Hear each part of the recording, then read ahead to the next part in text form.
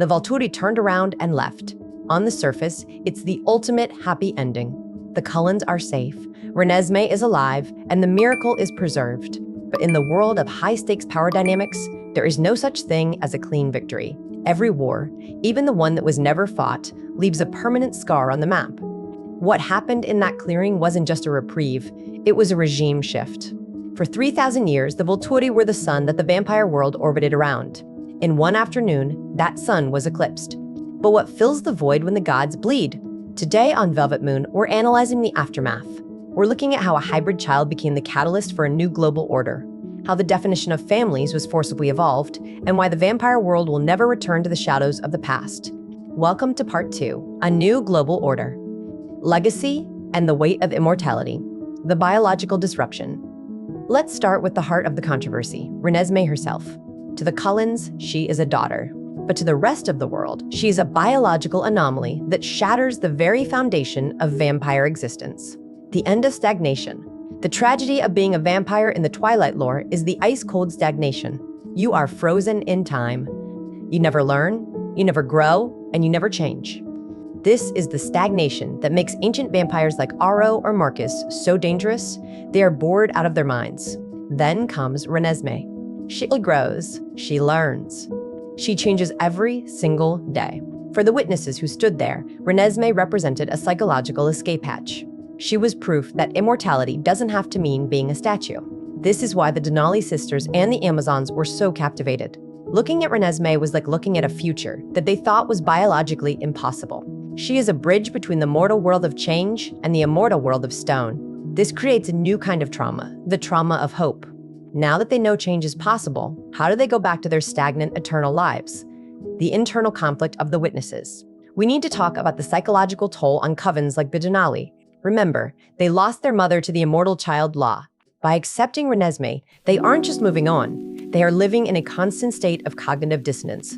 They have to reconcile the fact that their mother died for a sin that now looks like a miracle. This creates a hierarchy of grief. In this section, we analyze the survivor's guilt of the witnesses. They saved the Cullens' child, but in doing so, they highlighted the senselessness of their own past losses. For them, Renesmee is a living reminder of what was taken from them. She is a symbol of a new orders where the old rules, the rules they paid for in blood, no longer apply. It's a bitter pill to swallow, and it's the reason why this alliance, while victorious, is shrouded in a deep, immortal melancholy. The power vacuum, the fall of the vampire gods. Now, let's talk politics. The Volturi didn't just lose a battle, they lost their aura of infallibility. In the world of dictators, the moment people stop being afraid, the dictatorship is over. The shattered illusion of law.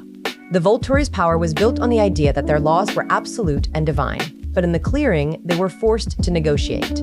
They were forced to listen to nomads and vegetarians. This was a public humiliation on a global scale. When the Romanians, Stefan and Vladimir, laughed as the Volturi retreated, they weren't just being petty. They were witnessing the death of a myth. The gods of Volterra were revealed to be just another coven. Powerful, yes, but fallible. This creates a power vacuum across the globe. All those covens who were hiding in fear, they now know that the Volturi can be defied if you have enough witnesses. The Cullens inadvertently started a decentralization of power, the rise of the ideological partnerships. This leads us to the most significant change, the definition of a coven. Before forks, a coven was a survival unit based on blood ties or convenience. After forks, it became an ideological partnership. The witnesses didn't leave and just forget each other. They formed a diaspora of dissidents. Garrett followed Kate to Denali. The Amazons returned to their jungle with a new understanding of the world. The Irish coven left with a story that would spread like a virus. The Cullens created a global network of vampires who are now ideologically aligned against Volterra. In this section, we analyze the psychology of the resistance. The Volturi used to rule through isolation. The Cullens defeated them through connection. This shift from isolationism to globalism is the true legacy of Renesmee. The vampire world is no longer a collection of lonely predators. It is, for the first time, a society. The darker speculation. The hybrid as the new hegemon. Throughout our analysis, we've treated Renesmee's innocence as a shield. But what happens when that shield becomes a weapon? Let's talk about the trauma of the Golden Child. Renesmee was born into a world that tried to kill her before she could even speak. She was the cause of a near apocalypse. Psychologically, growing up as the miracle that an entire global diaspora risked their lives to save creates an immense, perhaps even pathological, sense of messiah complex. Think about it.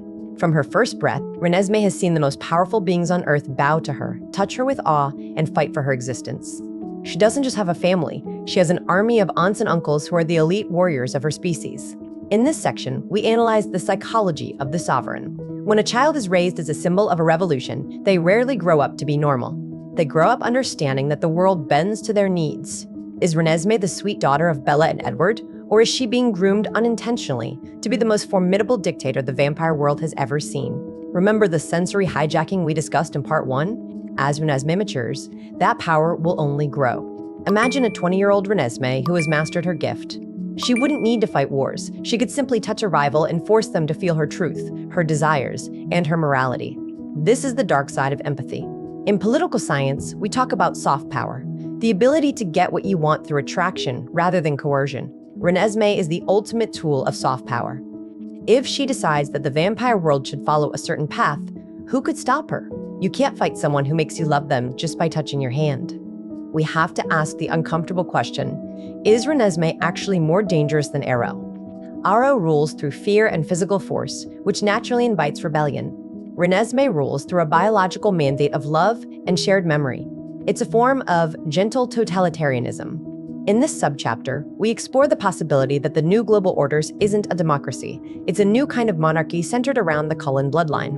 And then, we have to address the elephant in the room, Jacob Black and the Wolf Pack. The imprinting bond isn't just a romantic plot point, it's a military alliance. Renesmee has a personal, unbreakable guard of shapeshifters who are genetically programmed to protect her at all costs. This creates a hybrid military complex. The Cullens now have a standing army that is immune to many vampire gifts and is fiercely loyal to their symbol. If we look at this from the perspective of a nomad or a member of the Egyptian coven, the landscape has changed drastically. You've traded the Volturi, a distant, predictable tyranny in Italy, for the Cullens, an ever-growing, highly talented, and biologically superior supercoven in the Pacific Northwest. In this section, we analyze the anxiety of the outsider. Does the rest of the vampire world eventually realize they just helped create a new, even more unstoppable power? This is the darker speculation. The gathering wasn't just a defense of a child, it was the coronation of a new empress. The final synthesis, the architecture of a new eternity. We've traveled from the blood-soaked history of the Romanians to the psychological boardrooms of the Cullen house. But as we look at the big picture, one truth stands out. The gathering and breaking dawn signaled the death of the solitary predator. For millennia, vampires were defined by their isolation. They were shadows in the night, moving alone or in tiny, paranoid cells. But through the catalyst of Renesmee, the vampire world experienced its first social contract. They learned that survival isn't just about being the strongest hunter, it's about the strength of the network. In this section, we reflect on the evolution of the species. The Cullens didn't just save a child, they introduced civilization to a race of monsters. But as we know from human history, civilization comes with a price. It requires the sacrifice of absolute freedom for collective security. The vampires who stood in that clearing left as different creatures. They are now part of a global community. This is the true new order, the end of the lone wolf and the rise of the immortal society. Why does this story resonate so deeply with us, years after the books were closed? It's because Renesmee is more than a character. She is a mirror. She represents the ultimate human desire to change, to grow, and to overcome the stagnation of our own lives.